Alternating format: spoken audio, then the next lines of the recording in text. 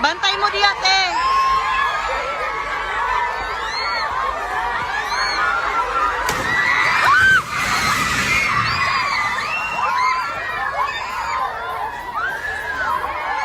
Lingkod lang, lingkod lang. Lingkod lang. Lingkod lang. Lingkod lang. Lingkod. Ang nakikita ninyo pong video ay kuha sa isang flag ceremony ng mga batang papasok pa lang sa unang araw ng eskwela sa bayan ng Malita sa Davao Occidental. Malakas na pagyanig ang sumalubong dito nga sa mga estudyante sa unang araw ng pasukan kasunod ng aabot sa intensity 7 na lindol.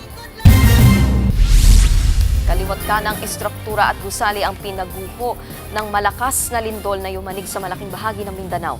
Nagdulot po yan ng takot sa libu-libong mga estudyanteng papasok pa lang sa paaralan ngayon ng first day of school. Tulad na lang ng school building na ito sa Matanao, Davao del Sur. Bumigay na ang gusali matapos ang malakas na pagyanig. Pati ang mga mag-aaral na ito sa Davao City agad-agad ding pinalikas palabas sa mga classroom dahil nga sa lakas ng lindol.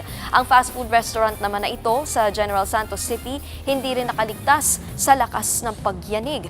Marami ring gusali sa iba't ibang bahagi ng Mindanao ang pinadapa ng lindol. Kanya-kanya ring likas sa mga residente at trabahador sa ligtas na lugar.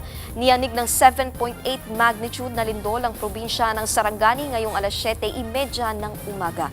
Ayon sa PHIVOLCS na itala, ang sentro ng lindol sa kanlurang bahagi ng bayan ng Maasim may lalim po itong 33 kilometro. Umabot sa intensity 7 ang lindol na naramdaman sa General Santos City. Intensity 6 naman sa bayan ng Palimbang at Senator Ninoy Aquino sa Sultan Kudarat. Naramdaman din ang intensity 5 sa Davao City, Kidapawan City, Carmen, Cotabato.